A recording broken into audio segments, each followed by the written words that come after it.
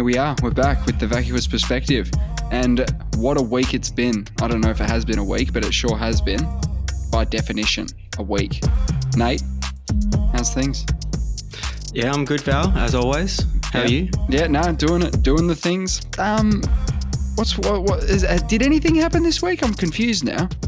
I'm not really sure what I got. I'm just trying to get my head screwed on at the moment. Yeah, okay. Look, I don't know. I think no updates. Some things happened. Right. No, something's happening right now, today. I'm surprised something is happening right now. Something's happening right now. How do you know about this? Are we thinking of the same thing? We're probably thinking of the same thing. Now, let's say it on three. One. Just two, say one word. Three. Artemis. Starship. Yeah. Yeah. Okay. Different word, same concept, yeah. Same thing. But Starship's going up for its first real fucking crack at an orbital. It is. It got its launch license just on the weekend. A couple of days ago, yeah. And Musk was originally targeting 420 for launch. Great idea. 20th of April. It's come early though. Yeah. No, that's good. You mentioned before that they were looking to do it earlier. Looks like they are. Is this early or is this on time now? Well, they hadn't planned the launch date. Well, they stacked up that bad boy on the launch pad about 10 days ago. Mm. And Musk tweeted, put a couple of photos up on his own Twitter and said, we're stacked and ready to go as soon as we get a launch permit. So he really put the onus on the... He chucked it on his Twitter, Twitter. Yeah. Yeah, and so this 120-meter Goliath, the most powerful rocket ever to fly, may be taking off as we speak. I think I was thinking instead of doing that, we should just, because this episode will be released on the Wednesday, we should probably report on it. Look, it was good. What did you think of it? I thought it was pretty good. It was fantastic, wasn't it? What an orbit. The fiery mess that it created. Yeah, not fully reusable though. I like that. That's an interesting element of Starship. Not only is it the biggest thing that we're sent up, it's also the first fully reusable rocket. I have a funny feeling that they're only targeting it to be fully reusable, and that this one is actually, I think, only being used once. This particular one. Oh, so its design is fully reusable. Yes. But in this instance, we're going for a oneer. Well, I'm pretty sure that the both stages are just crashing into the ocean rather than doing their patented landing on the launch pad like the Falcon rockets do. Right, both stages. But they're going to be designed to be reusable. But for some reason, they don't really care about this one squaring that away on this launch. Okay. So, there's people on board this, right? There's humans on board this. I don't think there's any humans on board this because this is just a test flight because it's going to explode. What? This is the first time that they've ever. This is a test flight. Right. Starship's never gone up. This is the right. So this is they're seeing if this thing works. The engineers are crossing their fingers. They're ducking behind the bunker. Yep. And they're just hoping that it gets through max Q, really. But it'll hit orbit. It's going to get an orbit, right? Well, that's Elon Musk gave it a 50-50 chance of getting to an orbit. A 50-50 chance. Just for context, I was trying to look up how big the Eiffel Tower is because the Eiffel Tower was the tallest thing on Earth for a while, wasn't it? I think it would be taller than 120. Tallest in the world from 1889 to 1930. So it surpassed the pyramids in 1889 and remained the tallest thing for 40 years. I think it surpassed the Washington Monument. I think the Washington Monument had 5 years in between, had 5 years as the tallest monument in the world. There you go. How's that possible? That would have had to have been pre-1930. Yeah, I think it was 1880 or 1890 or something, Washington Monument, wasn't it? We were doing that last week. Wow. And so for context, I think Starship is around 112 meters tall. Don't quote me on that. I'll quote you on that. I've seen 120 before. Let's go with that. The Eiffel Tower is around 300-ish meters tall. All right.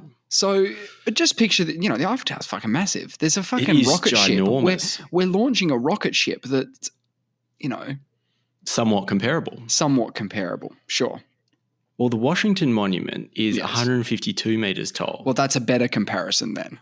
So if you've seen that before, we're launching Something that as big tall as dong that. up into space. Jeez. Yeah, okay. And no humans on board this time. So we don't have to prepare for the eventuality of a We're not going to have a massive Challenger disaster. situation. Exactly, No. Exactly. So we don't No. need to do that side of it. It was either great job or it blew up. Yeah. And I'm actually looking forward to perhaps a bit of a explosion, a very expensive firework. Right. Because normally you're not cheering for the rocket to explode. Why are we cheering for the rocket to explode this time? Well, this is almost expected to explode. It's a bit of a let's go. This is just a free shot. This is one where you don't really know what's going to happen. If it's all going to go wrong, you want it to be the first time, and then after this fill you with a lot of confidence if you were an astronaut. That you had to go on this thing if they botched the test launch. They want to see it go up properly and look nice.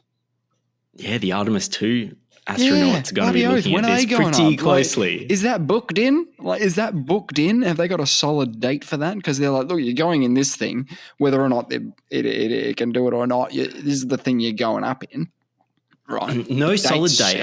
I think the end of I think the earliest it's going to be is the end of next year. I think from memory, okay. But it's more likely to be in 2025. But that Dear Moon mission from that Japanese billionaire. Who also have the mission of getting to an orbit around the moon and back, which is what these astronauts for Artemis are going to do as well. Yeah, go on. Yeah, they've booked a commercial Starship flight through Elon. Starship one. Well, they'll be watching too, I'm sure. They'll be watching, yeah. And I think that's supposed to be going up earlier than the NASA live tweet? Artemis 2. Definitely. They're all going to be, yeah, bloody oath. He'll probably do some kind of concert from up there. I don't know what Aoki's going to do, but he's definitely going to make the most of it. Oh, you think they're going up to get a couple of shots for a music video? They'll just get that one shot of them floating in space and the moon in the background. They'll be like, cool, got the shot. Yeah, a bit of a zero-G music video.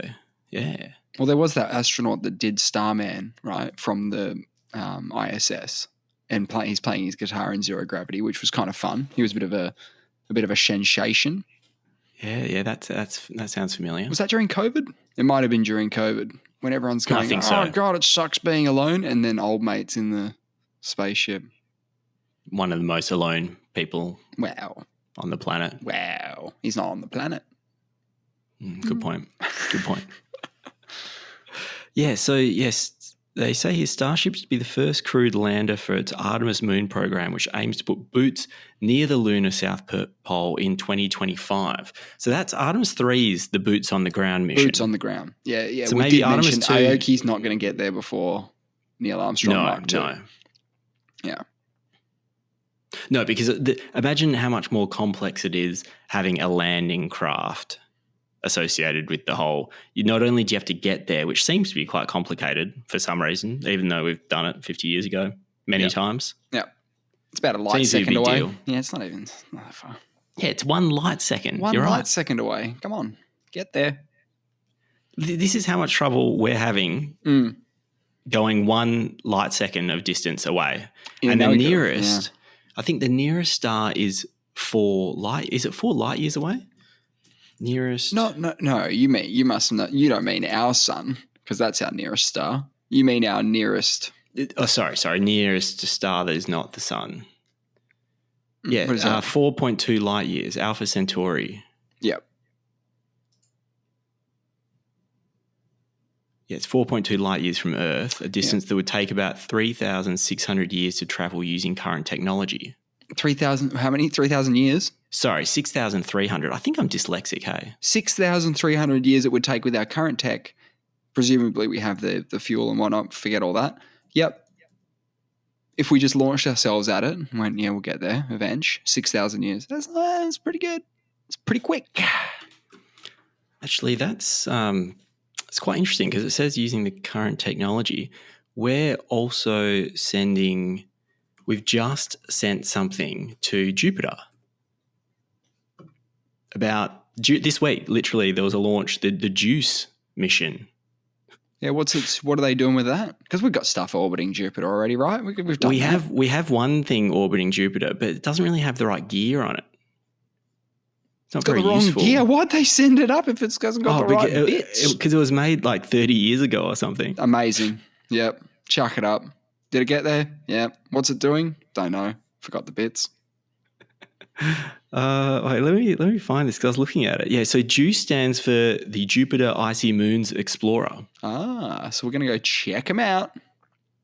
And so NASA's sent 2 missions to Jupiter before, but this is the first European Space Agency mission. Oh, they're doing it. It doesn't get there till 2031. Put it in the calendar. That's another one. That's another one, yeah. That's another one. Well, what's it going to do, though? Like, you know, I know there's water around the moons of Jupiter and stuff, and there's those lovely liquid volcanoes they've got out there and, you know, those glacier things. That's all cool and stuff. But it's not like we're going to have boots on the Jupes. Boots on the Jupes? No, we're not. But we are going to start that hashtag boots on the Jupes, and hopefully it can get some traction by 2060. Maybe we'll have boots on Jupes. I don't know. What's fascinating is it's visiting 3 of Jupiter's moons and the most intriguing moons as well. It's got 4 really big ones. I don't know how many moons it's got. Let's just say 12. Who knows? But it's got 4 really good ones. Ganymede, Callisto, Europa, and Io. We've talked about Ganymede before, I believe. That's the icy, fun one. They're all icy and fun. Fantastic. So what? They're all thought to harbour big liquid oceans beneath icy shells. Okay, so sorry, are we talking about life here? Potentially, but that's what's fascinating. Are we talking life currently? Life? Yeah, penguins. What kind of polar bears? No, come on. But the last moon that it's going to orbit is the one that it's ultimately going to crash into because eventually when it runs out of fuel, send it. It will crash into the planet. And they don't want it to end at Europa because that's the most likely one to have life, and they don't want to contaminate it with anything that might be on the craft. So they're ending at Ganymede to avoid contaminating Europa. Because it's the most likely to have life. Now, if the penguins got hold of the spaceship, what have we done to their penguin civilization? Potentially. Well, we're definitely going to advance their technologies very fast. You think it's a bit like they'll have an Area 51 type breakthrough moment, won't they? They will. Because once we got their alien crafts, next thing we're launching nukes. Exactly. Other way around, I thought. It was launch nukes. Aliens come, crash. I love that they fly heaps of light years just to smash into the surface. Like, I don't know, they're just shit once they get into the atmosphere, maybe. They're just rubbish at it. And, you know, if you watch any of those UFO videos, they move very fast. So maybe they could crash into the deck, but you wouldn't think there'd be anything left of it at the speed we're talking. So anyway, Area 51, or not an Area 51, more like a Roswell, right? You're talking Roswell, more Roswell. more Roswell. Yeah. But you know how it says, we're just saying it's going to take 6,300 years to travel to Proxima Centauri using current technology. Enough time. Yeah, that's enough time. You should look up the route that this JUICE spacecraft is taking to get to Jupiter because they're using gravity assist planetary flybys. Yeah. So what planets is it going to use? Venus, Earth, Moon. It's doing laps. Oh, yes. It is doing laps, and they say it's really technical and difficult. So I don't know how we sent something. Space program. Yeah. No, it is. You're talking like it takes 6 to 8 months to do a lap, and you're. Oh boy. Yeah, the first of the slingshot doesn't happen until August 2024. Yeah. And so that's Earth and its moon it involves. And then it's got flybys separate with flybys of the two bodies separated by. Okay, so flybys separated by 1.5 days. You wouldn't think it takes that long. Or maybe anyway, it's doing a flyby of Earth and the moon. And JUICE will be the first spacecraft ever to perform such a lunar Earth gravity assist. And they say pulling it off will be quite a challenge. Wow, it's exciting. JUICE will get its second gravity assist. But you have to use the planets to get everywhere. Like, that's how they get to the moon. They don't just launch straight off. They use. I just thought they just burn fuel, and because there's no friction, they keep speeding up. But it's so much more efficient. Yeah, clearly, but it would take probably a bit longer. Sure. Yeah, and maybe it's just getting that much fuel up there is difficult, obviously. And going really fast is really great until you need to slow down. Then it gets its second gravity assist from Venus in August 2025, another one for the calendar. Wow. But it's just zipping by. It's having a zip. And then it swings by Earth again in September 2026 and January 2029 if all goes to plan. After this, it heads towards Jupiter. So the whole time, so it spends, 6 years just swinging around? Yeah. That's the best we got. Other alien life forms out there in the universe, they just zip from planet to planet instantaneously. That's how they get around. We are apes. You can tell we're apes. Yeah, we're firing slingshots still interplanetarily. Yeah. We're still doing that because it's more efficient. It's still a slingshot. They're like, what's efficient? Like, what is money? They're like, we don't. Well, anyway, we don't care because we just zip from one to the other instantaneously. Like, it's not a big deal. Meanwhile, we spend 6 years flapping about. Yeah, just to get to the last thing of Europa, but we don't want to crash on it because we're worried about the aliens, potentially. It only takes 2 years to get there once we've done that 6 years of flybys. It's amazing. But imagine if you were a human. You're just doing flybys. You're just Aoki doing a moon flyby, but you're doing it for 6 years. Yeah, well, that's potentially what we're looking for to get the boots on the dupes. Is 6 years, and that's not crazy, is it? I mean, it's doable, isn't it? Like, it's not 6,000 6 years, man. 6,000 years. People do 6 years. People do 6 years. Yeah. I did 6 years of university, so I could do 6 years in a spacecraft. Yeah, it'd be like that. But you're just in space losing your muscle mass every day. Actually, they'll freeze you because they're just doing the freezing thing now. So we're freezing you for 6 years. Oh, they'll figure that out. Bang. They'll figure that out, yeah. Yeah, bang, you're done. So that's easy. We fixed that. That's good. So we're doing 21 flybys of Callisto. We're doing 35. That should be enough, yeah. Yeah, you'd think so. 35 flybys in total. So Juice will zip past Europa twice. Yeah, just zip past. We're not crashing. Don't even look at it. No, we are going to look at it, but only... Don't touch it. No touching. And it's going to look for some of those plumes of water vapor. Have you seen that? That's why Europa is so exciting. And the penguins, it's geologically active. Yeah, plume. They're all dancing in the plumes. Wow. It's an absolute party. I think you'll find crabs there because crabs seem pretty good evolutionarily. What are they called? That they've evolved a number of times. I think we've talked about this before. Ages ago we talked about it. Yeah, they kept coming back. Yeah, what's that called? Evolving independently many times. Crab. Convergent evolution. So part of the same ancestry, but a new evolutionary path that is the same as a previous one.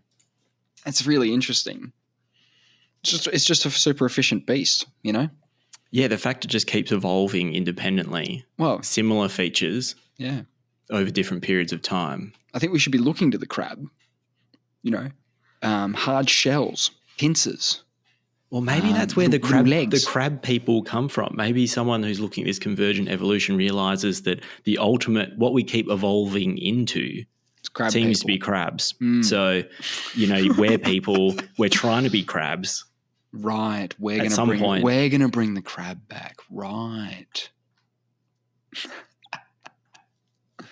It's great. And then Juice will fly by Ganymede a dozen times. Yeah. Then get a few looks. December 2034, the probe will enter orbit around the moon, which is larger than the planet Mercury.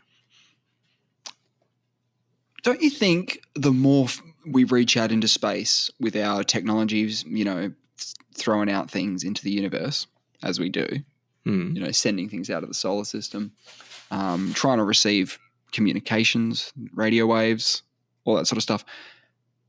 Eventually, you know that old thing where it's like, if there's if there's this many aliens out there, then where are the aliens, right? Where are they then? I mean, if they can, surely they would have got in touch. Is their point? My point is, it's probably going to be tomorrow, because the more we do tomorrow, or literally tomorrow. I'm just saying, the more we do, the more we reach. We're increasing the odds all the time. It's like two people reaching out. Mm-hmm. And eventually they're just going to touch, intersect each other. Yeah, and we could be dealing with the friendly alien people, which not many movies have been made about, or we could be dealing with bad guys. Your Independence Days, your Apophis. Would we be the bad guys?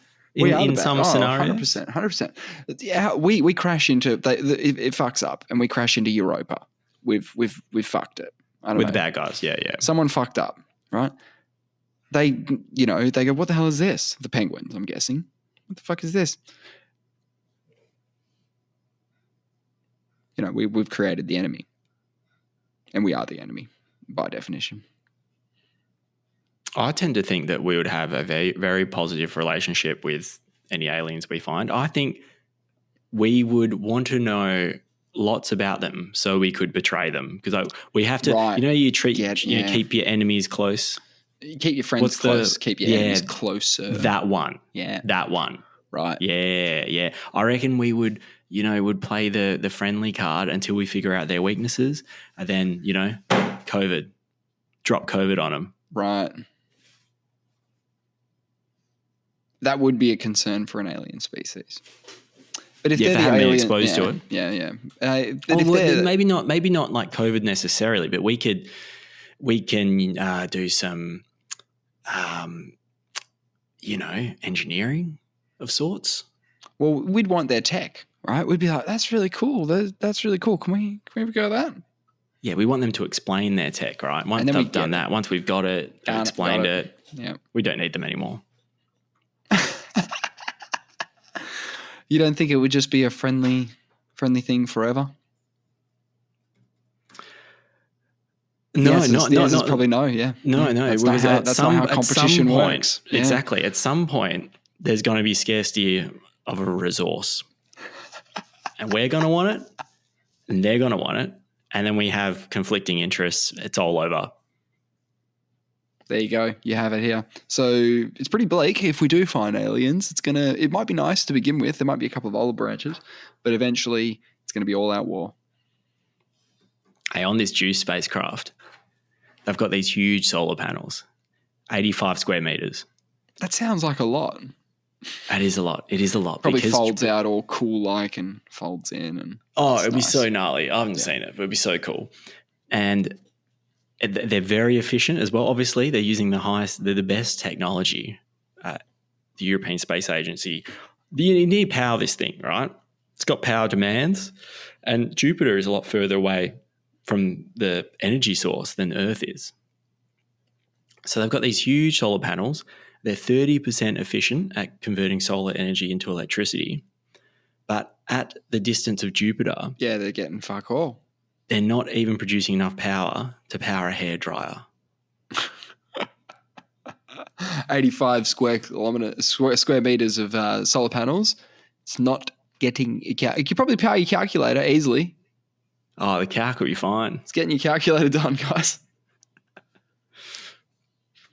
That's cool. I thought that was pretty interesting. Yeah, no, but a hairdryer is a pretty power heavy unit. That means you could probably run a TV, right? When was the last time you used a hairdryer?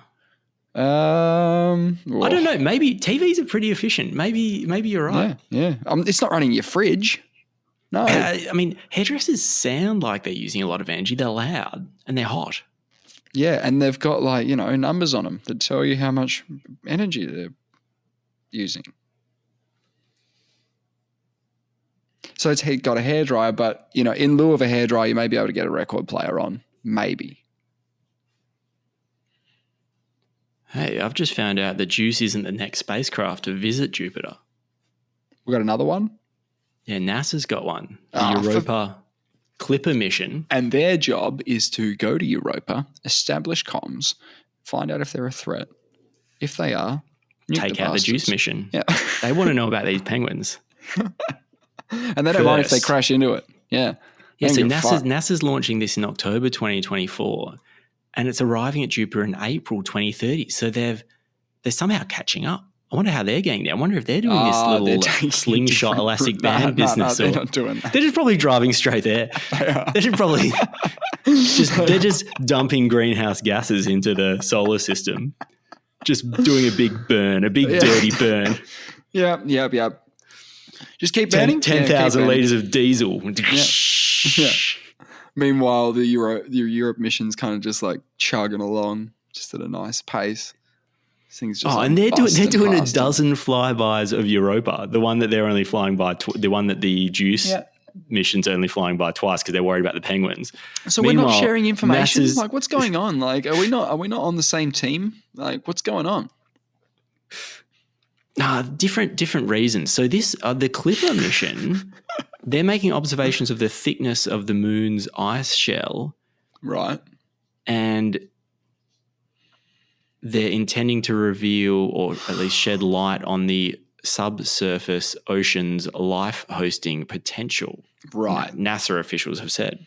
Right. So they're going for the penguins. Clearly, they're going for the penguins. But my point is, like, while you're there, can you also measure the ice shell for us? Because we don't need to spend millions of dollars and spend 6 years on a tub,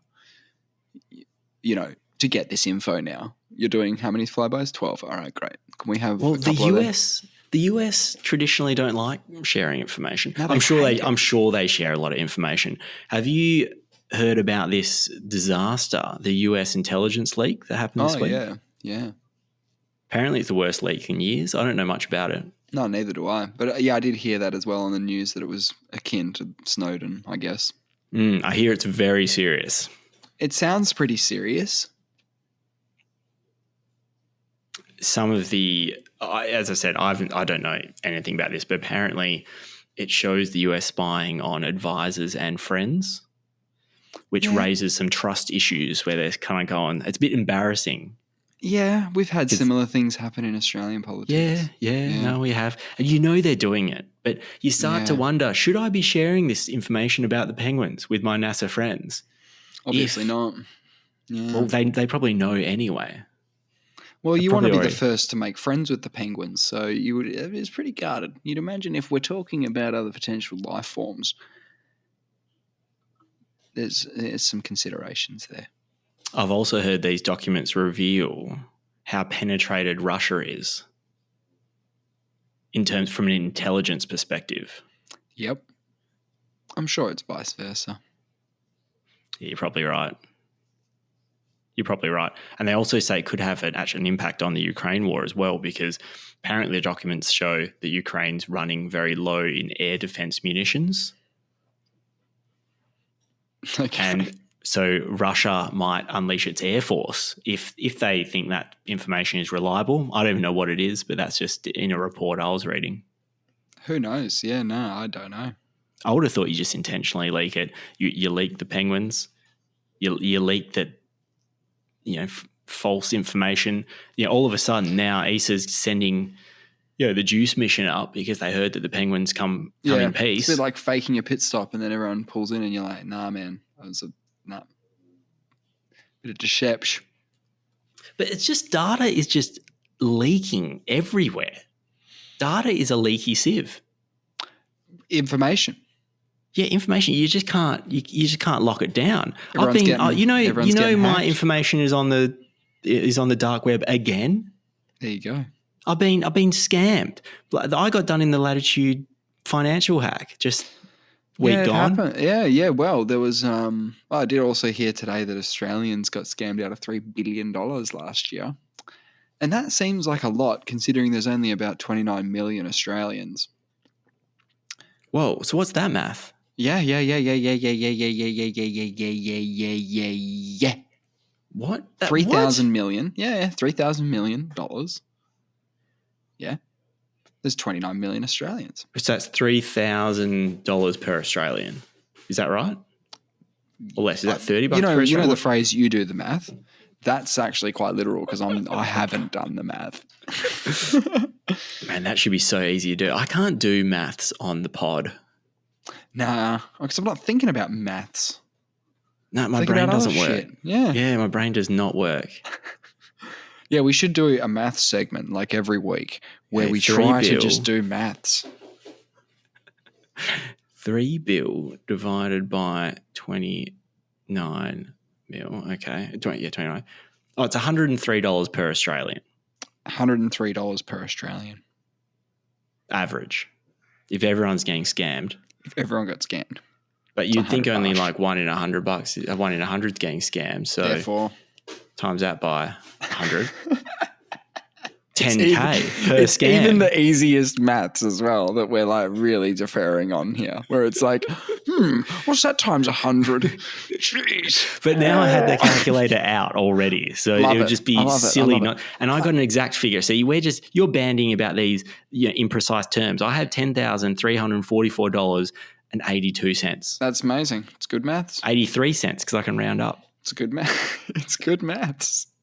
Yeah. So I had a Latitude credit card, maybe 2009. Right. Still got your data. Still got my data. Those greedy pigs. I cancelled it no later than 2011. So a decade on, Yeah. these greedy, they just can't. It's too cheap to store the data. That's the problem. It's too easy, right? Why would they give up something of value? Yeah, yeah. And I think there's a new data farm out there. A data farm? What do you mean data farm? Well, it's just trying to get people to, like ChatGPT is a bit of a data farm in that you're typing things in, it's going, oh, cool, you want to know about that? Okay, cool, that's interesting. It gets more so it can be better and all that sort of stuff, so it can be better in the future. Snapchat has released its own chat AI. Really? And it's much more of it's like a virtual friend AI, which is kind of weird. Oh. So it responds to you just like a Snapchat person, right? And I had a bit of a chat with it because I wanted to see what its limitations were, right? See what's going on. A bit of a test. It's quite a long conversation, I've just realized. So is this just in the app? You have the option of chatting with the bot? With the AI, yeah. Yeah, it's a bit weird. So what's it called? Snapchat Friend? My AI, it's called. My AI. And I just it's very similar to other chatbots out there that exist. But I'm just going to give you a bit of a rundown on this chat that I had, right? Yeah, please. I wrote, hey. Thought I'd start with a hey. Strong opening. Hey, what's up? Question mark. Do you have any opinions on films? Yeah, okay, nice. General broad. Give it a chance. Give it some breathing room. Says. Yeah. Said they love movies. What kind of movies do you like? I said lots of different stuff. I'm not giving anything away yet.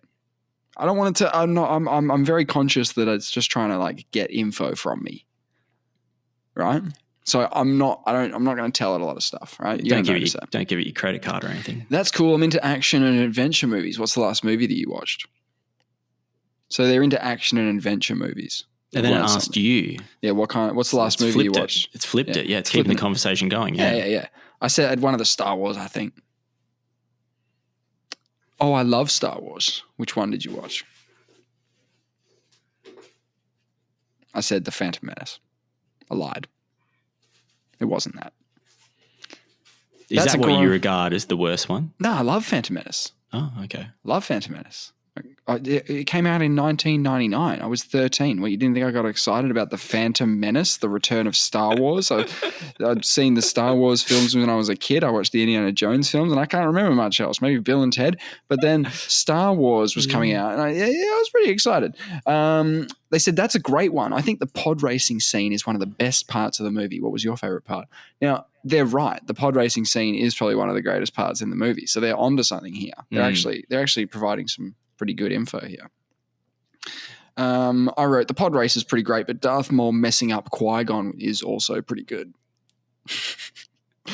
That fight scene between Darth Maul, Qui-Gon Jinn, and Obi-Wan Kenobi is definitely one of the best moments of the movie. Did you know, this is the AI talking, that Ray Park, the actor who played Darth Maul, actually did all of his own stunts in that scene?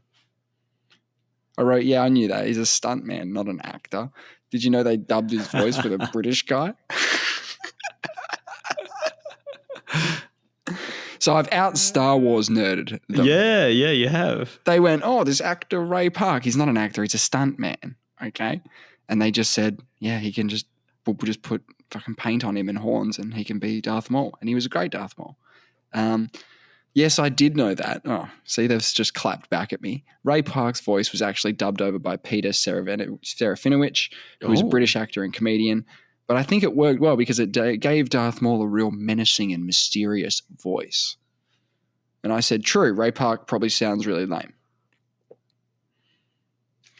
So did my AI come back and correct you as to who it was, or did it agree that it was the same person that you said? I just said, did you know they dubbed it with a British guy? Oh, okay, and they said, yeah, I knew that. Ray Park's voice was actually dubbed over by Peter Serafinowicz, which is true. He's a British actor. Anyway, so later on, they said, so what have you been up to lately? I said, oh, don't you want to chat about Star Wars anymore? Question mark. Oh, I'm always down to chat about Star Wars, but I also want to know what's going on with you. Have you watched any good movies or TV shows recently? What do you want to know more about what's going on with me? Are you harvesting my information? Haha, no, I'm not harvesting information. I just like to keep up with what my friends are doing and hear about their interests and hobbies. Plus, it's always fun to discover new things to watch or listen to. Hey, so it did a ha-ha. It did a ha-ha. It gave me a ha-ha. I thought that was funny. Interesting, didn't it? He goes, like, ha-ha, that's funny. I'm not harvesting information. And I said, but if you what's were harvesting... What's so funny? I said, but if you were harvesting information, you wouldn't say that. And then they wrote, well, I promise I'm not harvesting any information. I'm just curious about what you've been up to lately. If you don't want to share, that's totally fine too. So I got a bit bored with that. And I've got a theory very quickly that what they might do is it knows everything. The AI knows. But it might throw out little red herrings like, actor or other little incorrect information to make you feel like you're better than it. So it draws you in. It's like those things that you see people post on Facebook where they're like, no one with an IQ below 160 can get 10 out of 10 in this quiz about the 1960s. We got done by one of those. So I reckon, maybe it's just putting a few little things out there that are incorrect that you can correct it on and be like, yo, I'm still, humans are still in charge around here. Oh yeah, because we know who the actor was in Star Wars. But here's some maths for you. I got it to do some maths. Do you want some maths? I don't know how much you love maths. Oh, yeah. Well, this is a fucking doozy, my friend. Are you ready for this? I want you to try and do this as well. Yeah. Well, I just said I couldn't do maths on the pod. It's not real maths. I wrote, if 2 was 6 and 6 was 2, what is 16 plus 2 plus 7? Okay. Well, again, is 16 now, is the digit 6 always a 2? I'm leaving it up to them. I'm leaving it up to them. Okay. I'm leaving it up to them. I'm going to say that it is a 2, right? So it'd be 12. No, I'm going to say that because 16 is not 6, I'm not changing it to 2. I'm going to say the 16 stays as is. Wow, okay. The 2 changes to a 6 and plus 7. So I would say it's 13 plus 16, so 29. 29. Well, the AI wrote, if 2 was 6 and 6 was 2, then 16 plus 2 plus 7 would be 10. Oh. And I wrote, how?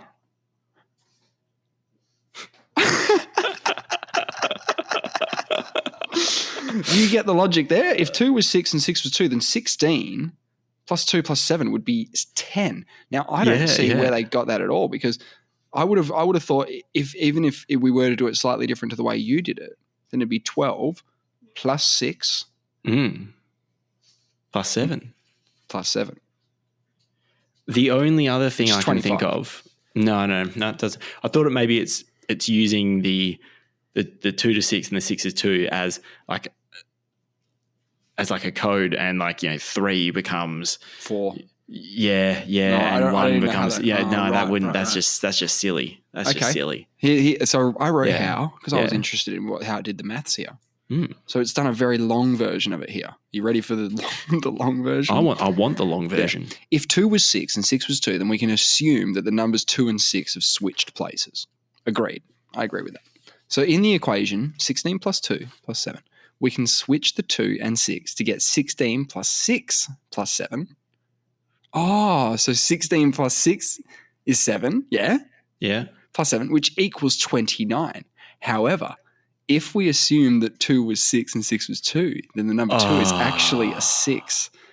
And the number 6 is actually a 2. So we can switch the 2 and 6 again to get 16 plus 2 plus 7 equals 10. Right? I wrote, still confused. Right? Because I am. Yeah. I'm still confused at how I got to that math. I understand that it might be a bit confusing. I'll apologize for that. Let me explain it a bit differently. If 2 was 6 and 6 was 2, then you could switch the places of 2 and 6 in the equation. 16 plus 2 plus 7 to get 16 plus 6 plus 7. However, since we know the value of 2 and 6 have switched, we need to switch them back again in the equation. So we need to switch the 2 and 6 again to get the equation. 16 plus 2 plus 7 equals 10. All right, I gotta go.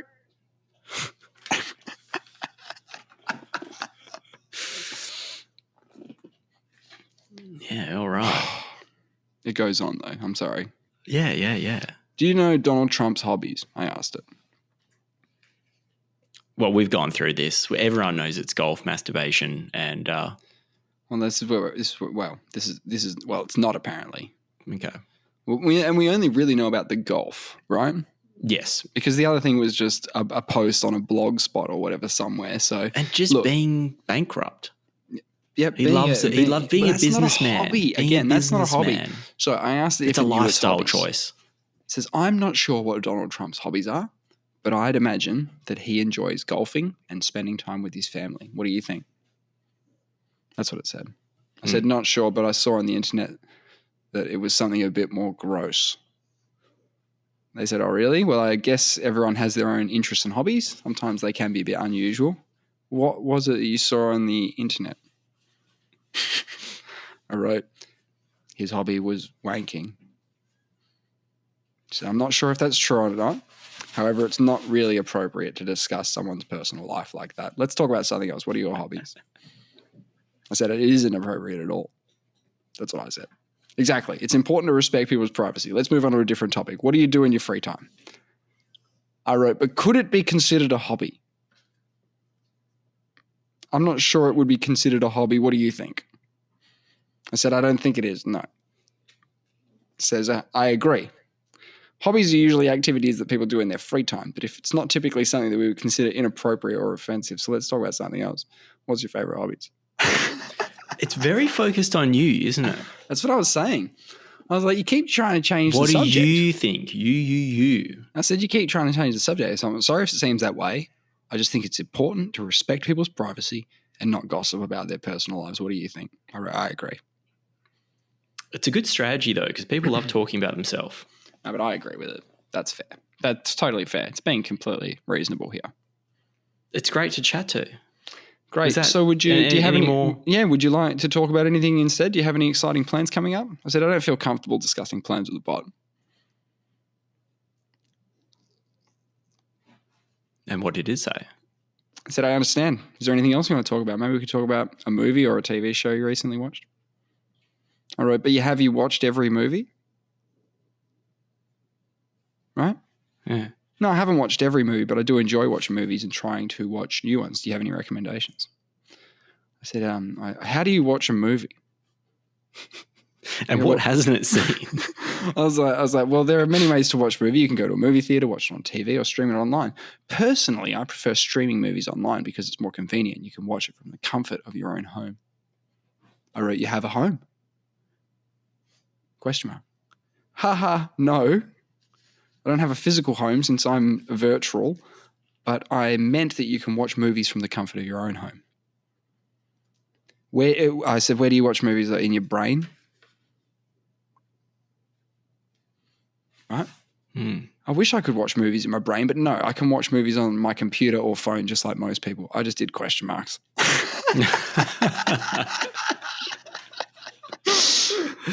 Yeah, and what hasn't it seen before? That's what I'm trying to get at. Like if I say Maybe personal movies. if I see movies are created on my own sure. They could network. be like, oh yeah, it was really good, and you'd be like, fucking got ya. You haven't seen that shit, right? So like, yeah, I assume that if I said, have you seen X movie, they'll say yes, right? So I was like, they're like, is everything okay? Did I say something weird? I was like, yeah, you said something weird. Oh, I'm not sorry. I'm not sure what I said. What I said was weird. Can you tell me what it was? I was like, you're a computer, right? And it's like, well, I'm not exactly a computer, but I'm a virtual friend that lives inside Snapchat. So in a sense, I guess you could say that I'm similar to a computer program. I said, but a computer program, like, yeah, but can a computer program watch movies?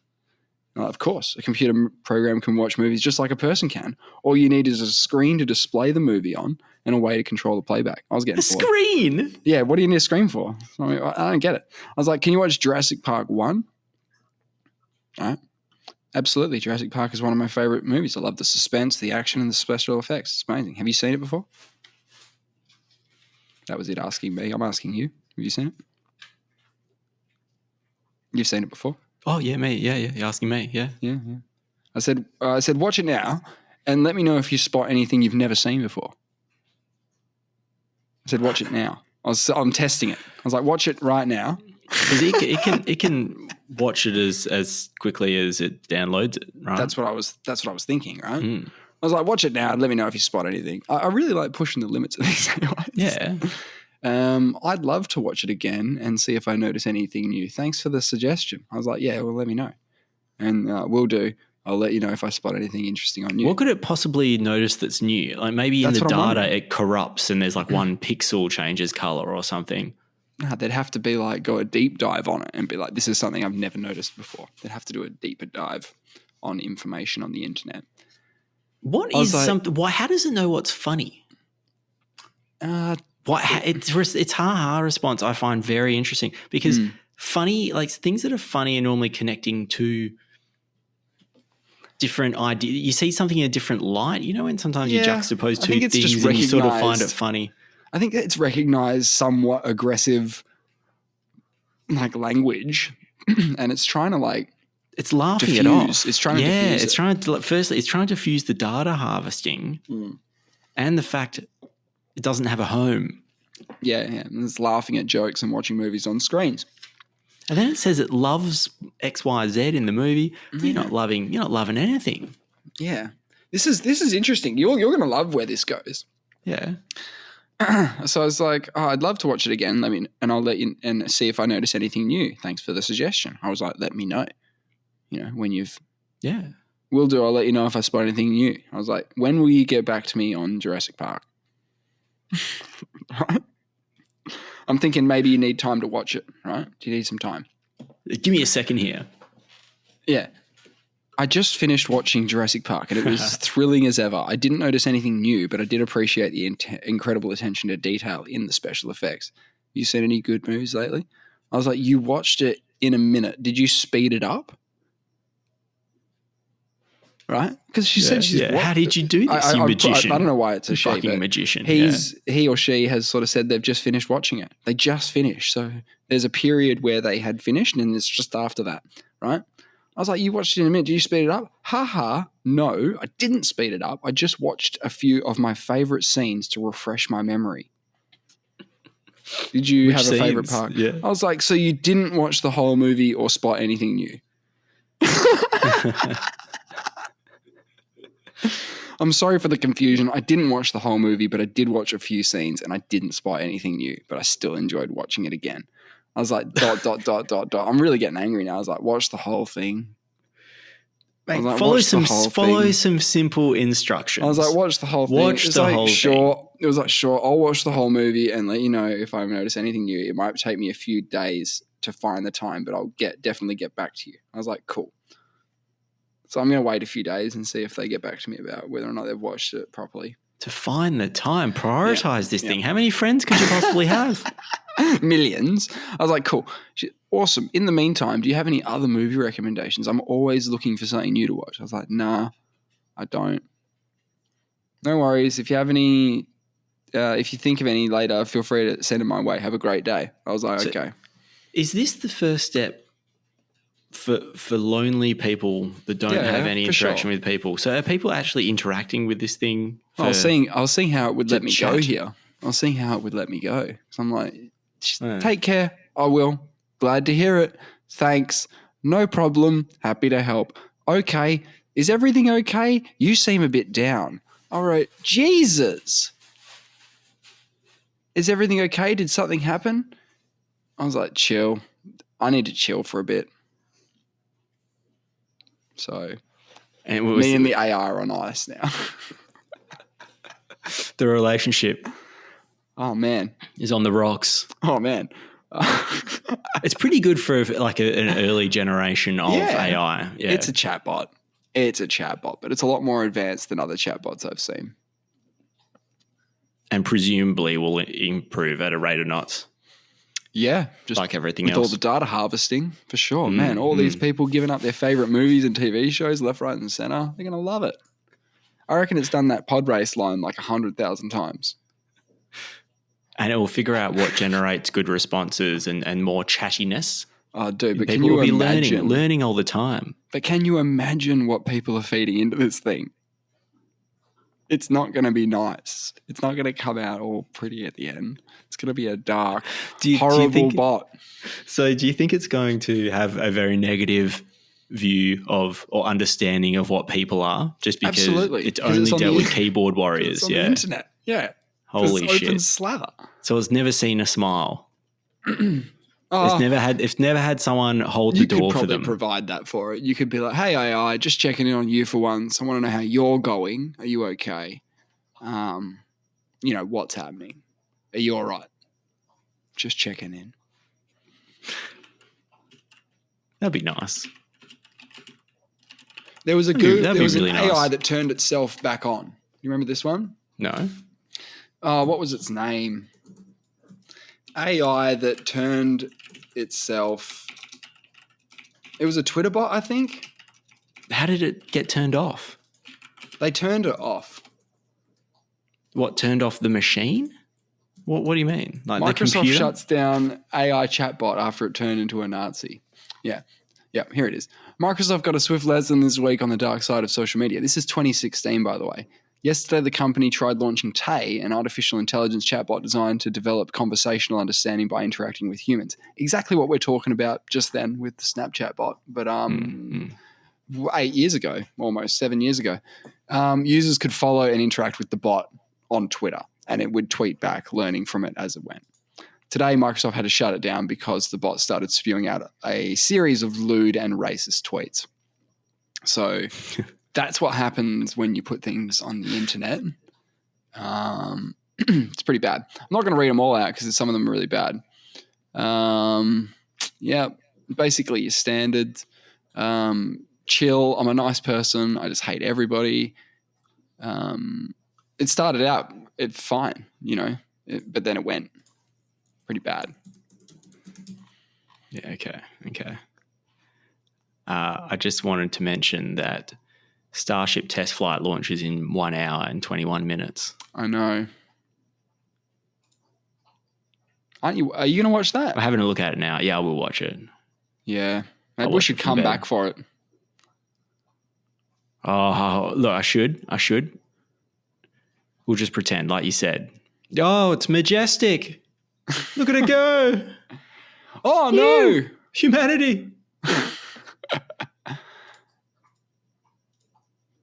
So what we'll do is we'll send the spaceship to Jupiter.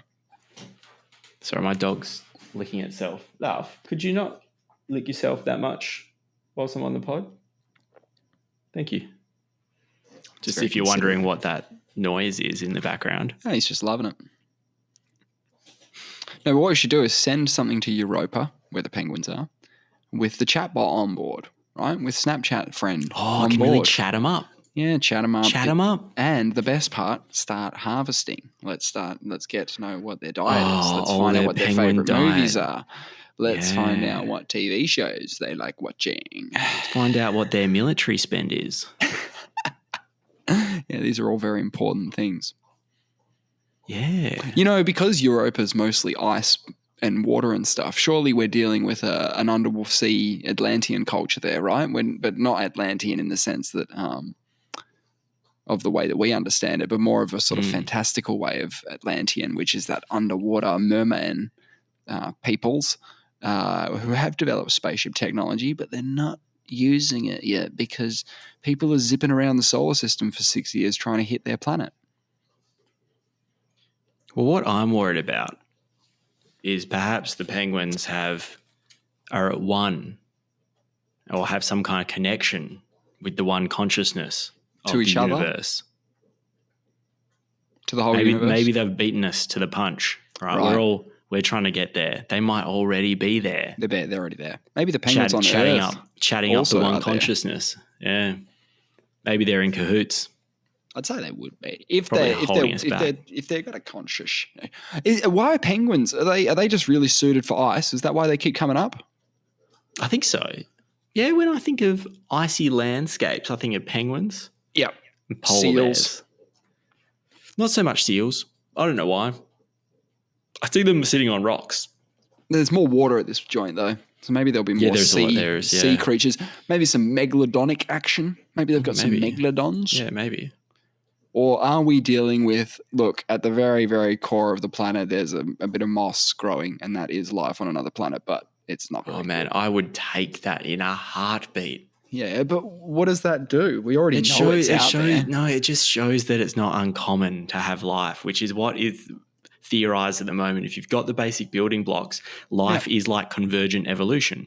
It just happens. Just happens if the conditions there, which means there will be life all around the universe, and it is only on the rare occasion that it might become intelligent life like us. But if it's everywhere, then it will happen all the time. Yes, and all the stars have planets orbiting them. Yeah, which was a new discovery in our lifetimes. Yeah, there you go. So there's no stars with just nothing? Apparently not. I think there would be, but I think the vast majority have things orbiting them. You know? Yeah. Hey, this is very, very random. I don't know if I'm upset about it or excited about it. What are we talking about? We're talking about our old mate, the captain, William Shatner. Right. What has he done? There's some celebrity show coming out called Stars on Mars. William Shatner's the host. It's coming out on Fox in June. And they have these celebrities come on this show, and they're in some kind of Mars-like habitat. Right. And they've got a Mars simulated environment. Right. And the celebrities, William Shatner's dishing out, he is Big Brother. Pretend to be on Mars. It's Survivor on Mars. It's Big Brother, but it's pretending to be Mars. Exactly. It's Big Brother, but we're just in the desert. Yes. Oh my God. I'm excited. Sounds great. And they're trying to simulate things that the Mars astronauts might encounter in their future mission when they go on the Mars One program. Yeah, like eating food, that you've they'll have to grow potatoes from like that. I don't know, grow insects is a likely thing they'll have to eat. I imagine they're going full authentic as well, right? They're probably going to one of those areas that they actually test moon stuff in and just leave them out there. I think they are. Put a habitation in. Suspension of disbelief sometimes, like, yeah, you're on Earth still. Come on. Yeah, and they're taking commands from a simulated mission control, being William Shatner, and until only one celebrinaut remains standing. Oh, my God. And when's this launching? 2030 what? Well, it's 2023. It's in June. It's happening. Yeah. But when are they launching? the actual. I think 2032 is when they were last talking about between 2032 and 2034. Fucking hell, man. I don't like that they're using celebrities. Why are they using celebrities? Why aren't they using people who want to go to Mars? Use people that want to go to Mars. Yeah. Pick everyday people. I don't want to see Beyonce like doing, I don't know what she does, like fucking, a slut drop in the desert. Yeah. So they'll just be living together, eating, sleeping, strategizing. And also the other thing is they need to work together. There's not going to be one astronaut remaining on Mars unless he's a psychopath. Yeah. You want to be working together. In a quippy quote added, thanks to lower gravity on Mars, you'll weigh 62% less. Bad news, the air is unbreathable. So if you're from LA, it'll remind you of home. What are they doing about the low gravity? How are they going to do that? I didn't think they were doing low gravity, but 62%. They should do that. I don't think it's as easy as if they're going to be on Earth. The gravity on Earth is the gravity on Earth. Nah. We can fix that. I find it a bit weird that they're already commercializing Mars. Even though we haven't gone to Mars, like I knew that they were going to televise that the Mars broadcasting rights are going to be insane. They're going to be the biggest. They're going to be the best. It is going to fund the whole Mars program. The Mars show. The Mars show. I wonder what they're going to call it. We should come up with a name. I mean, you got Boots on Dupes. That's Boots great. on Dupes. The Stars on Mars. They've already done that on the They're already doing the show. They've already done it. They've already done it. What is the Mars One update, actually? Let me have a look at see what they're saying about this. SpaceX has no contracts with Mars One. The first Mars One cargo mission to Mars was proposed to launch by 2022, followed by a crewed mission 2024. But without funds, hardware, and without a launcher, it did not happen. What? Is the Mars One program no more? Is it off? Is Mars One still happening? Much has been said about Mars One over the years, with some questioning whether the whole thing is a scam from the outset or if the people behind it were simply naive about the challenges of going to Mars. I mean, Elon wants to go to Mars. That's his whole point. That's the whole Artemis program is getting people, well, firstly, the number one goal is the sustainable human presence on the moon. But that is to form a base to send things elsewhere, Mars being the first destination. Yes, correct. It's the next logical step. Yeah, apparently Mars One is no longer a thing. Wow. And it may have been a scam. A scam? Hey, we need to get that guy on our show that was a Mars One. Was in the top 100. He must be gutted because he literally was living out of a suitcase preparing to go to Mars. Some people got vasectomies because you're more likely to be selected if you can't procreate. Because if someone got pregnant, because they're sending 2 guys and 2 girls, one of those girls gets pregnant on Mars, we got a huge problem. Yeah, we've just wow. Well, what's the problem? Are we talking about the fact that this kid never really picked to be on Mars? Are we talking about... No, the problem is giving birth in low Earth. You got enough health issues up there. Who knows what's going on? Yep. And if you have a baby growing up in 30% Earth gravity, did William Shatner say Mars is 60% Earth's gravity? Yeah, you weigh something like 63% less. Yeah. Oh, less. Yeah, I was going to say I think it's 30% gravity. That makes sense. Yeah, so 60% less. Yeah. I had no idea that the Mars One thing was no. If you were in the top 100, though, you probably got a good shot of a follow-up one. I mean, we're going, right? We are going, right? Yeah, we're going.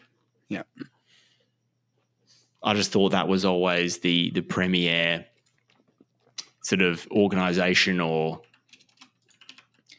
what have you that was sending people. It was a bit fanciful to say that our first mission to the lunar surface would be habitation. That doesn't make a lot of sense. Like, surely you'd do a couple of other missions first. You'd get boots on Mars first. You'd get that done. My understanding is they were going to keep dropping infrastructure and pods and things like that in anticipation of the people. Yeah.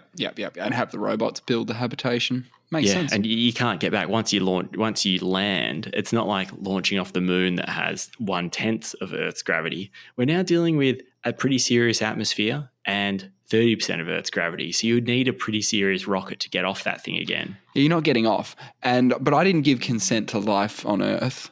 This potential baby, didn't really give consent to life on Mars. But it's a good chance that, yes, it's difficult to take off from the Mars surface, but there's a good chance that you're coming home at some point.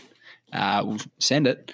I've got a feeling that those missions to Jupes, the Boots on Jupes mission, will be 6 years into its journey and get overtaken by someone who's, oh, no, we can go faster now. Yeah, we'll figure out the technology, and they're spending 8 years doing slingshotting around. But once they get there, they can go straight home if they want to. If they've had a gutful, we can just zip them back. Yeah, zip them back. That's all good stuff. So that's June, man. The Stars on Mars is in June. So we'll watch that and we'll give week by week updates. So, it's the best thing we're going to have to a Mars mission at the moment is these testing of these habitation environments. And it is a test of a habitation environment. Not very scientific, more Big Brother. And why have they got the stars? Don't know. And who are these stars going to be? Who are the stars? Jesus, I have no idea. I'd love to see Stephen Baldwin or something in there. Haven't seen him since like Celebrity Apprentice. Who's Stephen Baldwin? Well, he's one of Alec Baldwin's brothers. Oh, and why not Alec? You worried about a firearms incident? He's not going to do it, but Stephen might. Is he? So he got charged. Has that been? Yeah, I think so. And is he? I don't know. I knew there was a development recently. I knew it was not good. That's pretty unlucky, isn't it? Unlucky. So was it depends. Was it a Bruce Lee situation? No, I don't actually know. Bruce Lee's different. Brandon Lee's the one you're thinking of. Oh. Brandon Lee. Oh. How did Bruce Lee die? Depends. I thought he was shot on set. No, that was Brandon. I've got no idea. That was his son. And that was with a gun, prop gun, with a blank in it. Mm. And it malfunctioned or whatever and shot him. Mm. And they were like, that's great, Brandon. We'll do another take of that, please. Yeah, get up. Great acting. He is a fantastic actor today. He has nailed it. Yeah. I would be interested to know where that can't be the footage of that. Because it's literally him getting shot. It's fucked up. Yeah, you wouldn't think so. Nah. Wouldn't think so. I can't find any information on these stars that the Stars on Mars TV show is going to have. We could be the stars on Mars. Well, you want to live in a fucking shithole for a month? I don't. It would be great for the pod. It'd be great for the pod. Maybe you should do it. And we could team up. We would be until one of us has to win, then I win, and you get turfed. But until that moment, you could be number 2. You could be the runner-up.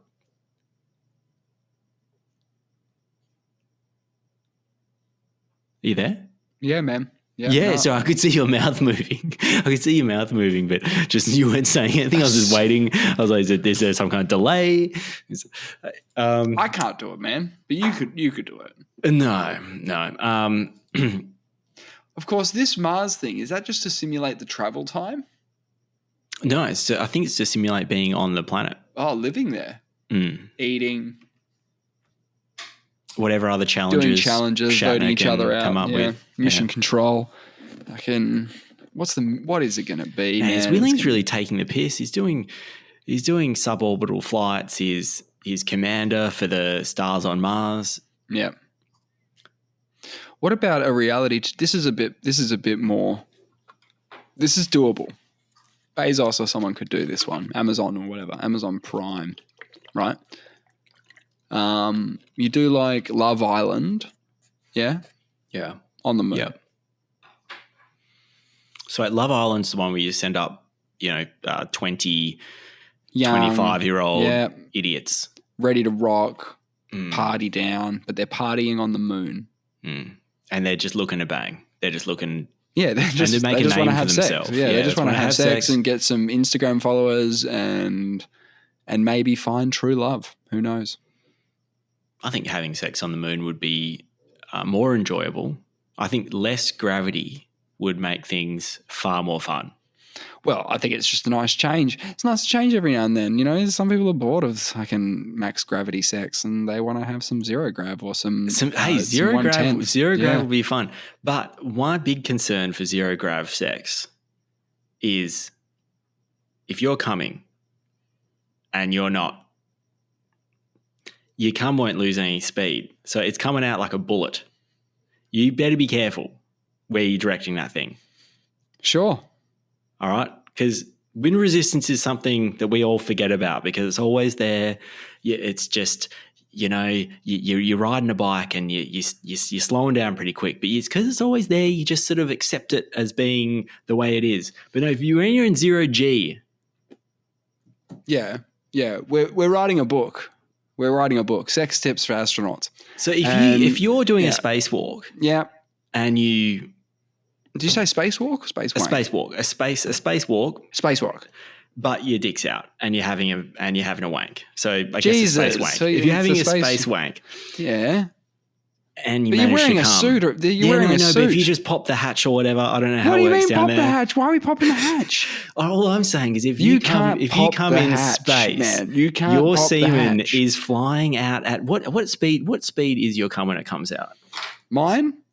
Cum speed. Oh, geez. I'll be careful what I write in my Google after wanking. What was my last one last week? Wanking club. Yeah, we wanted to find a local one.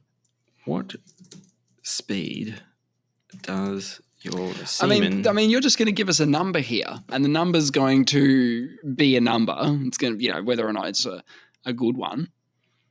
Okay, in a review of 333 cases... Great. Evaluated for infertility, the average sperm velocity. Right. Oh, this is the sperm itself in the liquid.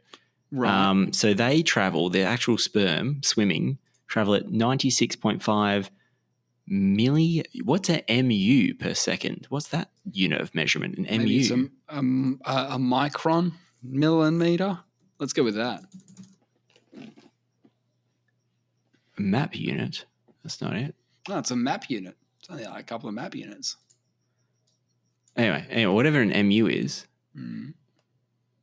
Oh, then for those with normal post-coital test, a PCT, they're at 96.6. So the difference is only 0.1 MU per sec. I don't know. This is the National Institutes of Health. What? They can't. Okay, here we go. Quora. Good. How fast in miles per hour does sperm ejaculate? I can convert that to kilometers per hour. Yeah, maths. The average speed of an ejaculation is probably 25 miles per hour. So what's that times 1.6? 38 kilometers an hour. Plus, I think. Yeah, plus.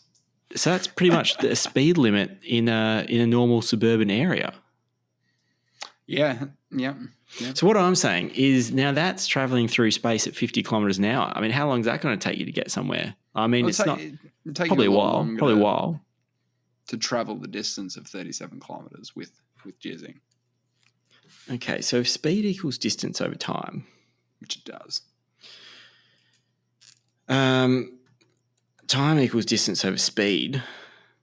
So the time to get, how far away is the moon again? 1 light second? 1 light second. 337,000 kilometers. 330,000, yeah. Okay, so that's kilometers. And speed, what was it? 50 kilometers an hour? Oh, yeah, about that.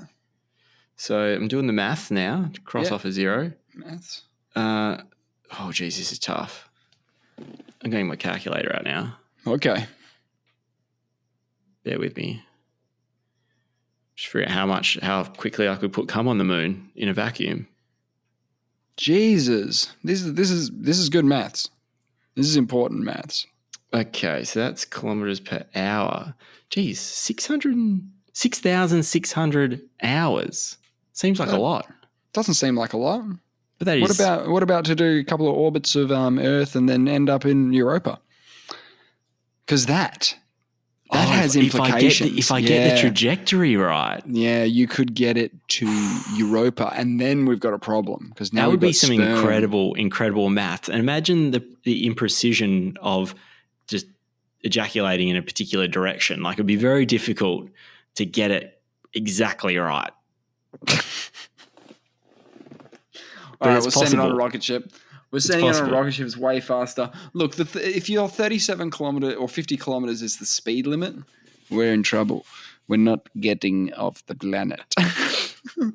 Hey, last week we were talking about this. I think it was last week or the week before. There was Relativity Space had their Terran 1 rocket, and it's 85% 3D printed. Yes. And it survived Max Cube. It didn't make it into orbit. They loved that it. one. Yeah. They loved it. They loved it so much that they've retired it. Yeah. They got the bigger one. They're sinking all their eggs into the big basket. They've moved on. They had planned to do a few more Terran 1 missions. Fuck it. Yeah, they just binned it. They said that was great. Next up, the Terran R. That's their future workhorse. Yep. And that one's fully 3D printed.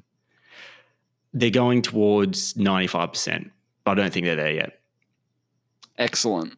They're almost there. That's still pretty good. If someone, it's still pretty good.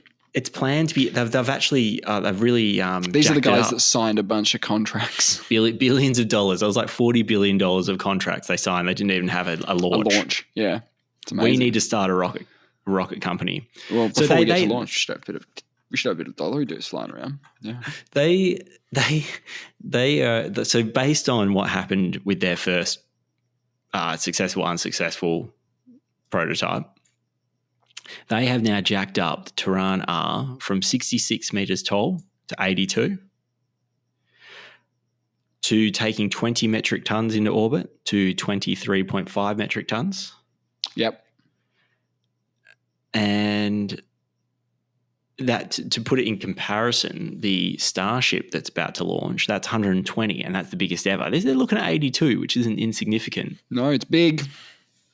And SpaceX's Falcon 9 rocket, which is their current workhorse, that takes up 22.8 metric tons. And this is looking at just topping that at 23.5. So yeah, but these guys are 3D printing rockets. They're not SpaceX.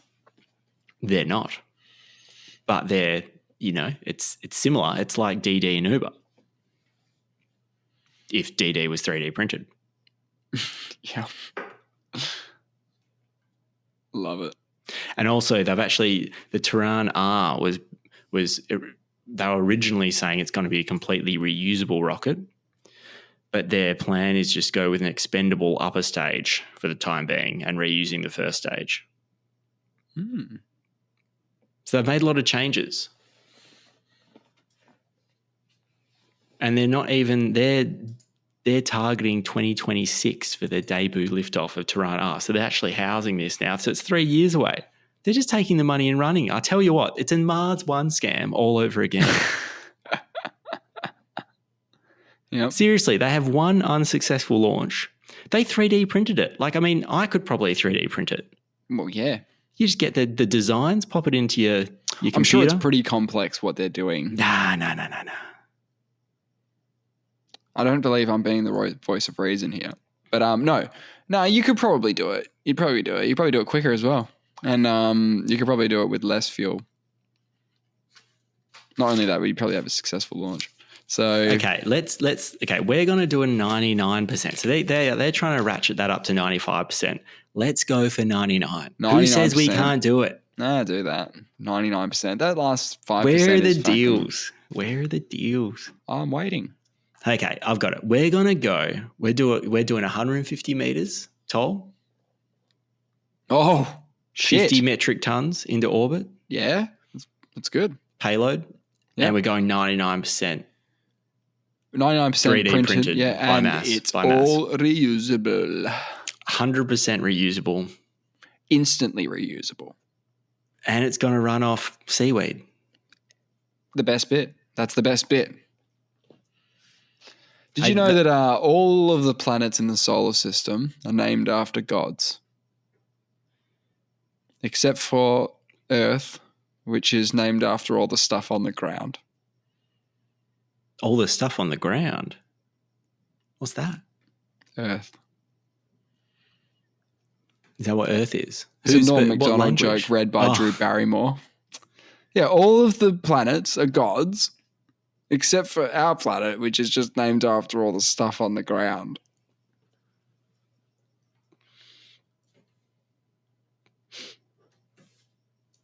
It's a good point, though. It is. We're just land, and everywhere else is a god. What are you going to do about it? So there's Greek gods. What the other civilization of gods that we love? What do you mean? There's the Greek gods. There's what are other gods? Norse gods. What other gods are there? Big fan of the Trinity. Because they're a monotheistic religion, right?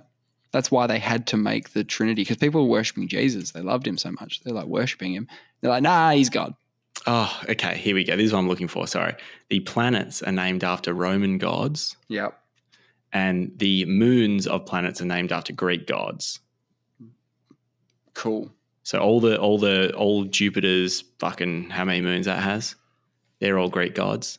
Of Saturn's 62 moons. I don't know if they're all Greek gods, but all the main ones. Because Galileo, you know how I said that Jupiter has four major sexy moons? Yeah. That we're talking about?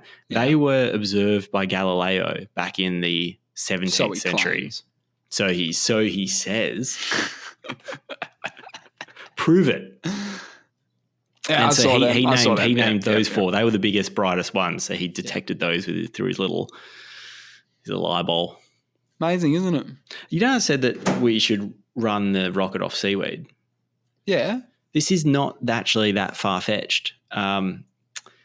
There's the first edible battery has just been made. A rechargeable. It's the first ever rechargeable battery made out of food. A totally edible and rechargeable battery that is constructed out of things normally consumed as part of your daily diet. Oh, right. Yeah. Yeah. So literally recharging the batteries, are we?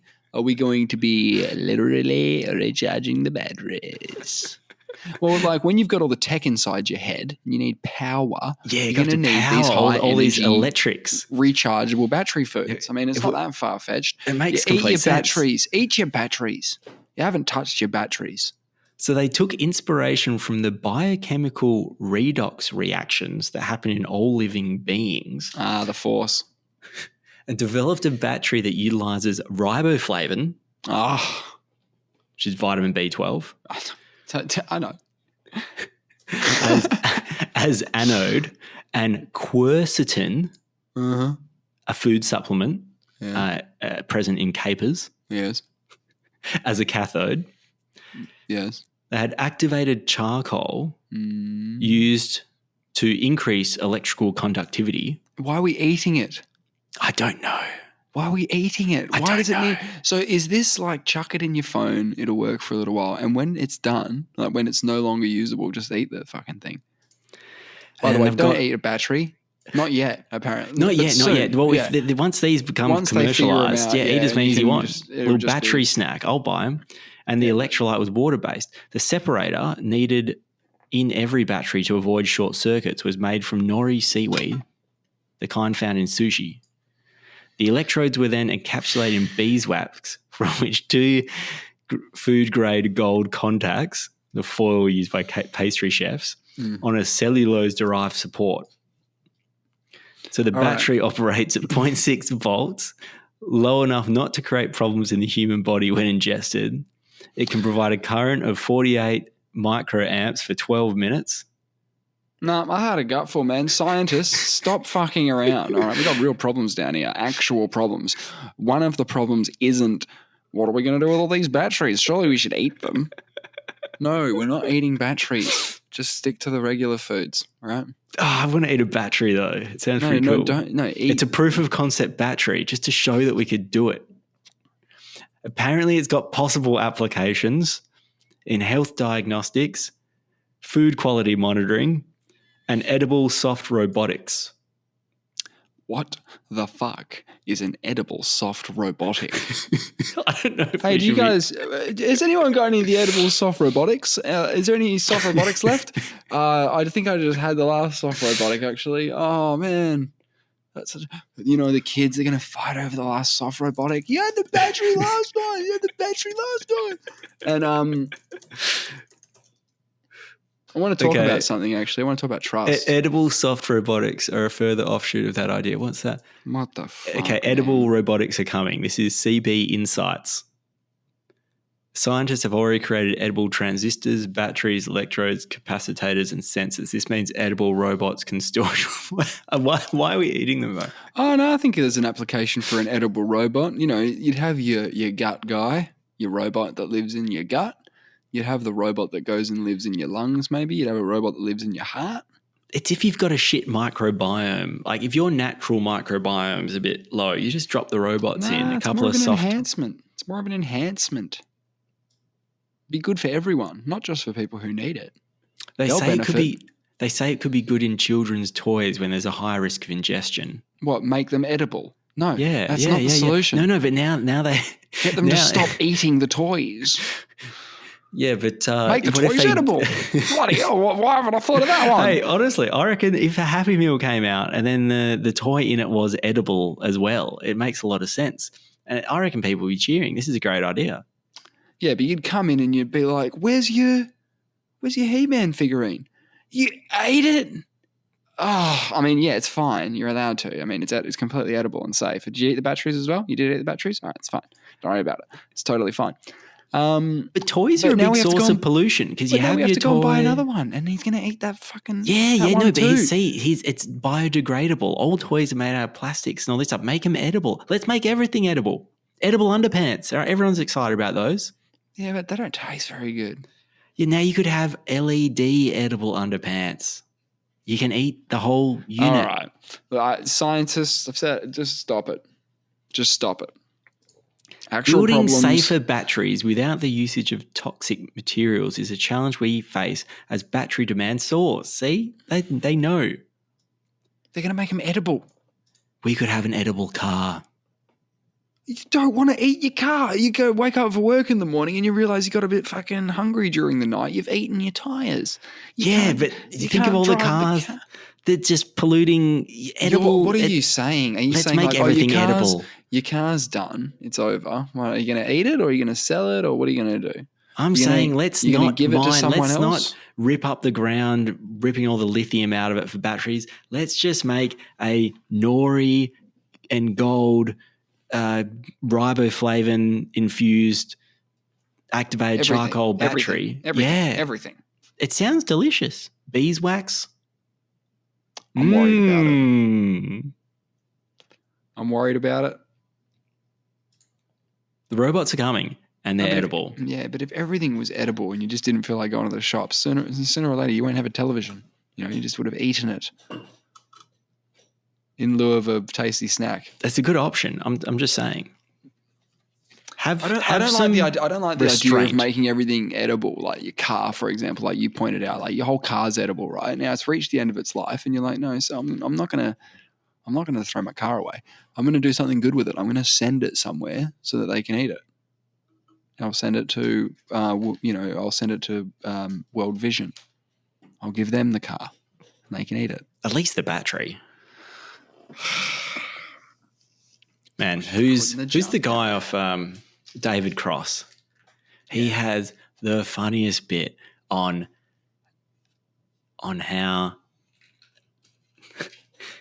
the rich people. Yeah, there's like but I'm not doing it justice in the slightest. But how they use very thinly sliced or malleted gold as an hors d'oeuvre. You got dessert at a restaurant. It has this thin slice of gold on top.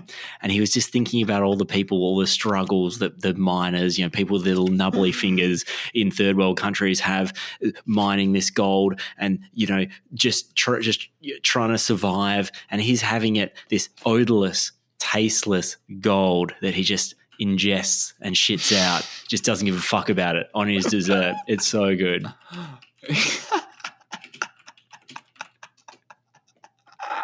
Yeah, that's great. You can get the same thing with your vodka. You can get, oh yeah, the gold flakes in the vodka. Yeah. Mm-hmm.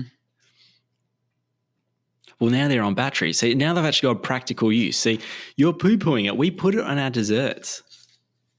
All I'm saying is and it's a great conductor of electricity. Let's combine the conducting and the dessert into a practical, tasty treat. These are the forward-thinking ideas that the world needs. We're actually the second biggest producer of gold in the world. Yeah? In Australia. Well, not me and you. I haven't produced an ounce of gold in my life. Yeah, that's right. I haven't seen any of it. But I did hear a crazy stat, so I'm going to fact-check this for next week, that a lot of the old gold came from Mauritania. Check back next week if that's fucking bullshit or not. The old gold, not the Australian gold, right? Not the ones that we've pulled out of the ground recently. Yeah. But next week, we'll see. Let's go there. Yeah, we'll figure it out. I'll see if there's any truth to that. Hit us up on the email, vacuousperspective@mail.com. Nate? Yep, I will. I'll send you an email. Yep, flick us an email. And we'll see you next time. Thanks, mate. See you then.